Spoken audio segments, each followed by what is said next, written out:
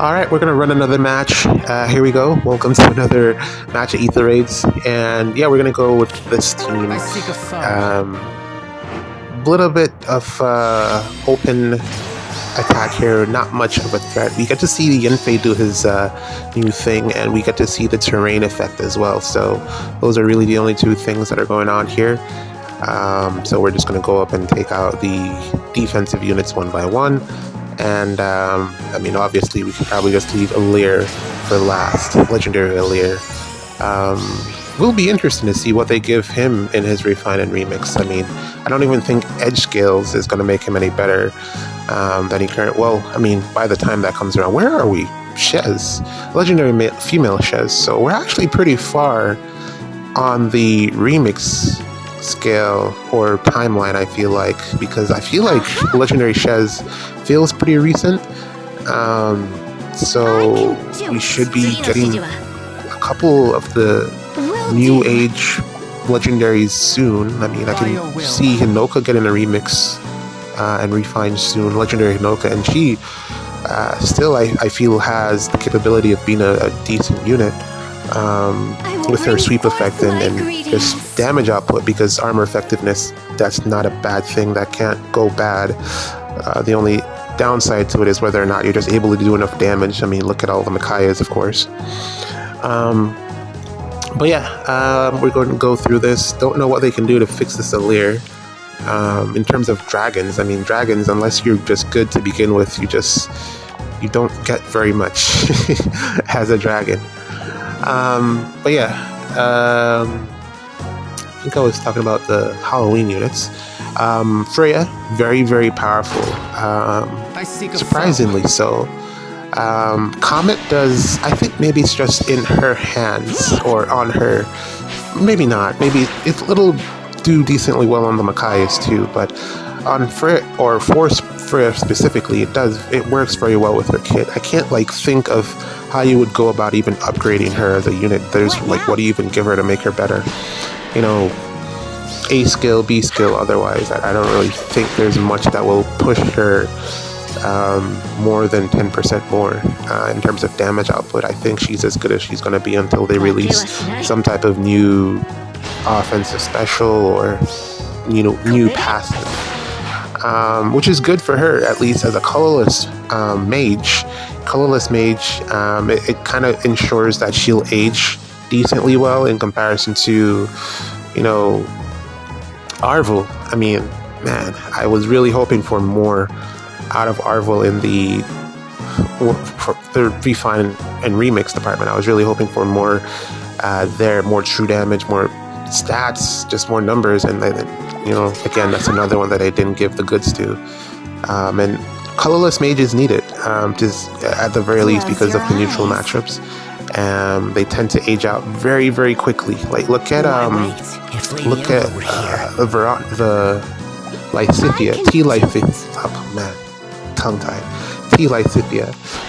Very, very powerful nuke when she came out, and for a couple of months there, she was just very dominant, but then just completely disappeared off the map. And pretty much the other Lysithia as well, the winter Lysithia as well, the same could be said about her. Colorless units, again, I said this before, need a lot more to stay relevant. The mages in particular. The archers, bows, always will have the flyers that they can do damage to. Most bow units tend to have better longevity than the mages, which is odd. But I don't know. Let's see how long this Freya lasts and how well she performs with. I'm pretty sure we're going to be getting better armored skills in the near future. The only one that I saw that she didn't just looking at what she was doing, the Freya, I think you need to not get outsped, but she's so fast, and binding necklace, the way how that works, it's kind of difficult to win a speed check against that Freya. I think she would make a really good partnership with the new Soren. Oh, also Banner. Yeah, I think she'll make a really good partner with the new Soren as a far save, assigned decoy save. is that a sand decoy? Yeah, a sand decoy save on defense if you're not looking to run BK. Or maybe even if you are looking to run BK, like if you gave that new Freya reflex damage. Ooh. Ooh. Yeah, that's not a fight you're looking to have. I don't even know how you would even begin to break through that. And then Boulder's thing doesn't work because of neutral matchup because colorless. So yeah, that's a good unit. Anyone else on that Halloween banner that really stands out to me aside from Peony? Nope. Not even the... Well, I was kind of thinking of getting Nerthuse, but I was like, why? You can't run distant counter. Not going to be a very good frontline tank. There's no reason to get her, I don't think. Welcome to another day of Ether Raids. We have somewhat of a challenging match in store. We're going to go in with the team that I've been using so far. I feel like, well, I mean, obviously it's my preferred team. I've been using it quite a bit. The other teams aren't like bad or anything. It's just, I feel like this one matches what I'm trying to do for this particular match. Mostly, like, I wouldn't be able to go into this one with, well, actually, I probably would. With the Lin team, I'd probably pick off the Dancer, then... Actually, I don't think anyone on the Lin team can deal with Marth, so this is probably the best team for that. Marth is the problem unit here, with the Vantage. And that would have to be the thing that's primarily the reason that I chose this team. It's a really basic setup, but it's bulkier than it looks. I'm anticipating at the very least. Yeah, so Marth is the biggest problem here. I'm banking on Hinoka to be able to take him out. Hopefully that works out well. The last time she was the only one that was able to survive the Vantage. Fairly well at that. Yeah, fairly well. She did a very great job of tanking the Vantage.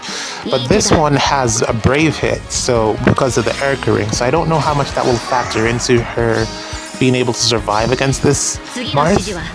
But, let me set this up actually. Yeah, but I think this is probably going to be the best team for this particular matchup.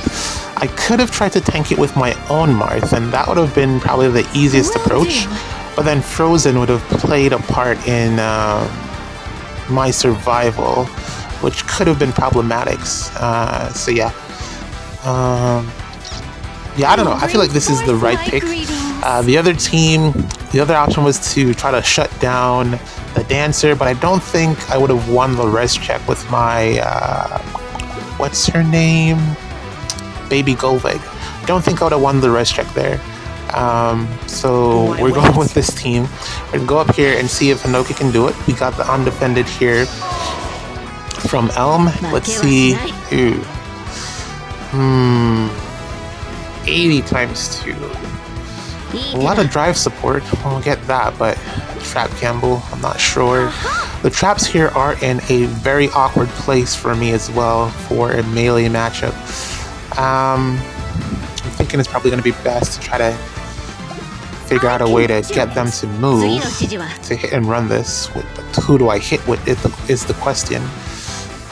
Someone hopefully should be able to survive this Marth. I just got to figure out a way to get it to work. I think Marth is the one that we have to initiate into, and anyone else I think doesn't make sense. So we're gonna go now. It's gonna be a lot longer of a video, but we're gonna make it work. So also, I'm gonna use Tana. This Tana again. She's the best unit I've summoned this year. I just gotta keep stating that. We're gonna use her in a way that I don't normally use her. Typically, I'm using her to initiate and to go in, but today, I don't know what happened here. All of a sudden, I'm surviving. It's 1, 2, 3. It's outside of 4 range, so I don't really think that's what's taking place there. I'm trying to see if there's a drive, but I don't know. But somehow we're surviving now, so make of that what you will. So we're gonna do this, and then yeah, like I was saying, Tana, typically I'm using her to go further into the enemy team or enemy territory, but what I'm doing with this particular setup is I'm using her in the same capacity that people use, I forget her name, mage, flyer, healer, Sakura. I'm using Tana in the same capacity as I would use Sakura. So I'm going to back out now, essentially. See, and also, good inclusion of blue skies here, because what would have happened is that even if I had no... why am I losing this matchup? Camilla. Alright, we're going to have to figure out that Camilla versus Rhea matchup there, but even if the thing about blue skies here with the approach that I just did is that I would have still gotten Kanto and it would have allowed me to come all the way back to where Tana is. So that's just a interesting strategy there. Adjustment in strategy or change of strategy. Instead of using Tana, she's still essentially a warp beacon, and you don't have to limit yourself to using her to only warp in. You can also use her as an escape route, which is also a skill in Fae, which I'm probably thinking they're going to upgrade at some point to do exactly that, escape, because so far it's only been used to get in further, but you can also use it to escape. And luckily we moved away enough spaces to avoid Flier entirely, so I don't know why everyone is dying to this Rhea, surprisingly, but we're gonna have to figure that out.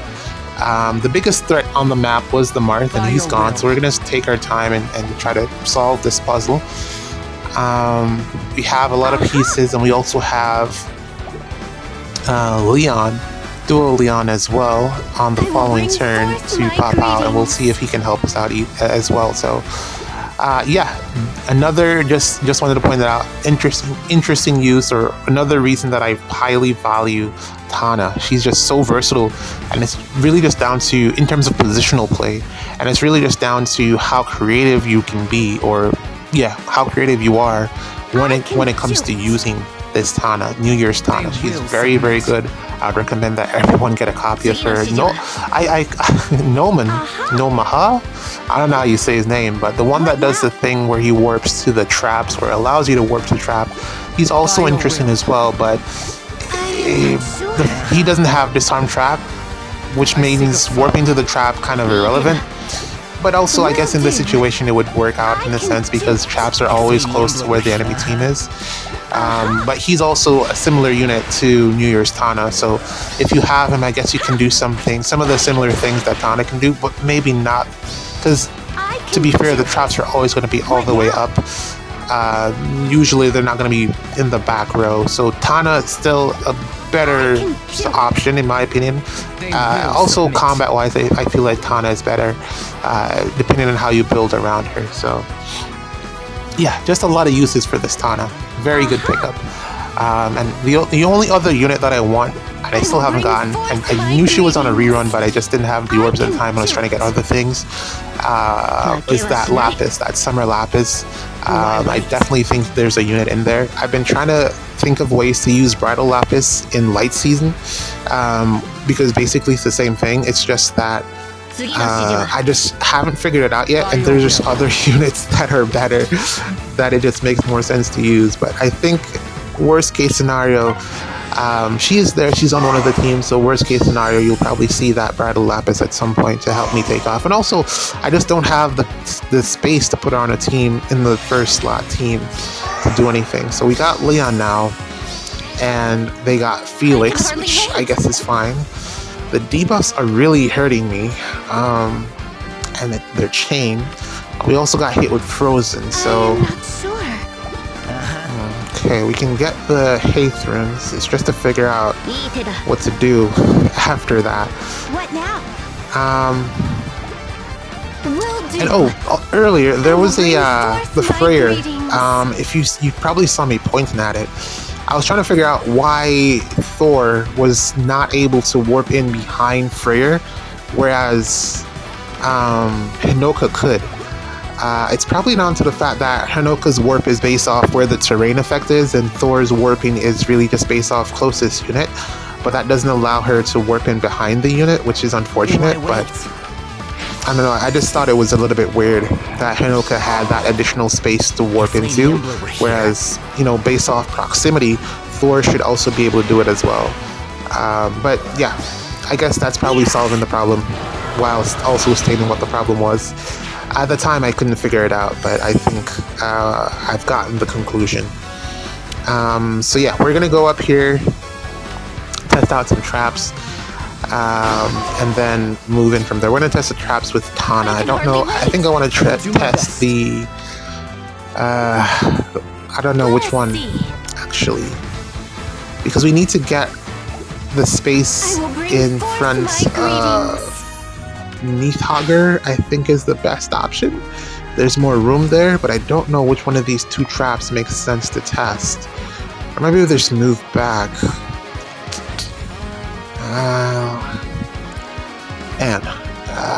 We gotta commit at this point. Well, we don't have to. We could just back all the way up, since they can't reach us, but that's just delaying the problem for a future turn. I think I want to do this now. And in terms of doing this now, it's probably best to step on the bolt trap, because that's a big chunk of damage, which could help me out, especially since they don't have any start of turn healing. There's no Hathor. Well, Hathorn's gone, so they don't have a way to heal, aside from that's that thing that Neathhogger provides, dosage, but that's after fighting. That's not before. Let's go for the. I mean, also, it could be beneficial to not step on the gravity trap as well, the bolt trap as well, but I think that's what I'm leaning towards.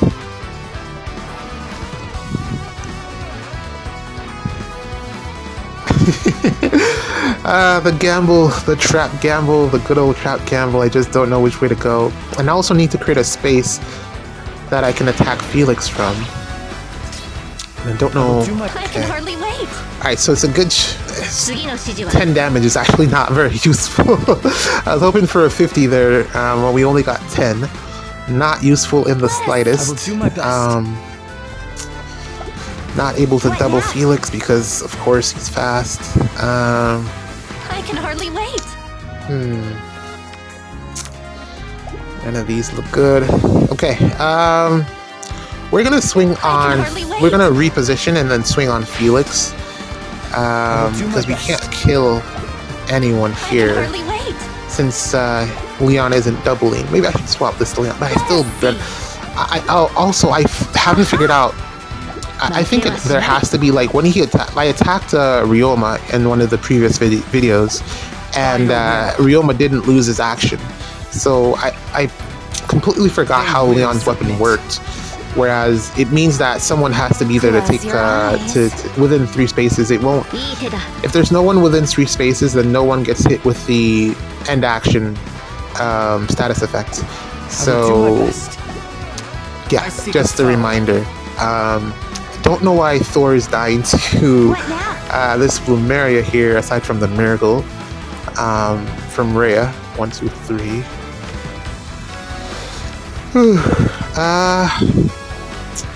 This one's tough, man. This one, either I'm making it tougher than it is, or it's just tough. A lot of drive support is what's happening as well, from Athos and from Neathhogger, and I guess from Plumeria as well. Lots of drive supports. I think I'm starting to map out a plan in my head.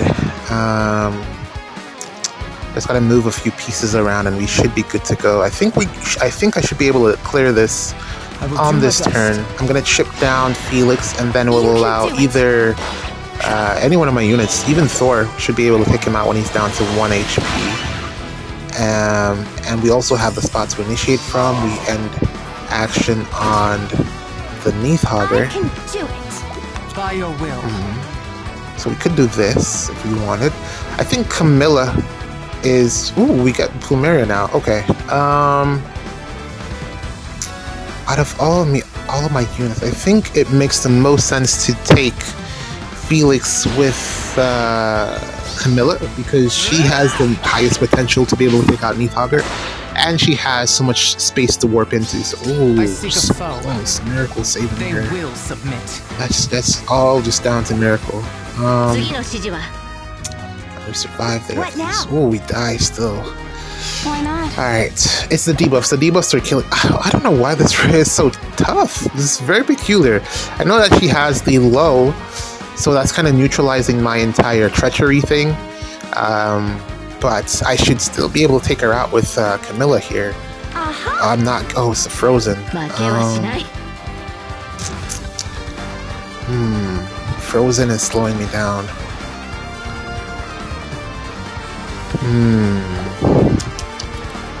Oh. Close your eyes. Let's see if Elm can do anything here. At least we can put down. Oh, he dies as well. Maybe I should give Elm Gale Force Mist. I mean, I have the spare copies. If Lady Embla were here.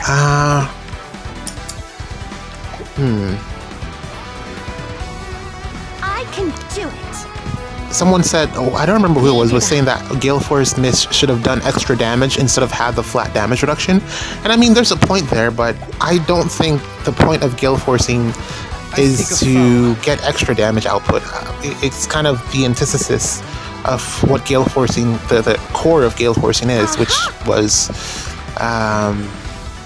essentially just getting by, and if you one-shot things, it was kind of a negative, but now it's not that much of a problem. Oh, okay, let's hit the undefended there. Alright, so basically what's happening is that I'm taking away Rhea's support one by one, so that I can then take her out, hopefully. She has 2 supports left. Neathogger is given a ton of drive support with her C skill, and then Athos is also given some additional drive support as well. I forget where his is, and I think that should allow us to then be able to take out the Rhea more consistently. But we're gonna need to hit undefended on Neathogger, and then it should be fine from here. But yeah, I think this is GG's. I think we've gotten it from here, and we should be able to close out the match from here, which is fantastic because this was actually quite challenging. Given the team compositions that I have for this season, this was actually pretty tough. Like, also, again, could have just tanked it, but Blue Mary would have made things weird, I think. So yeah, let's pin Gateau here, I mean Athos, and wrap things up. I've been, side note, watching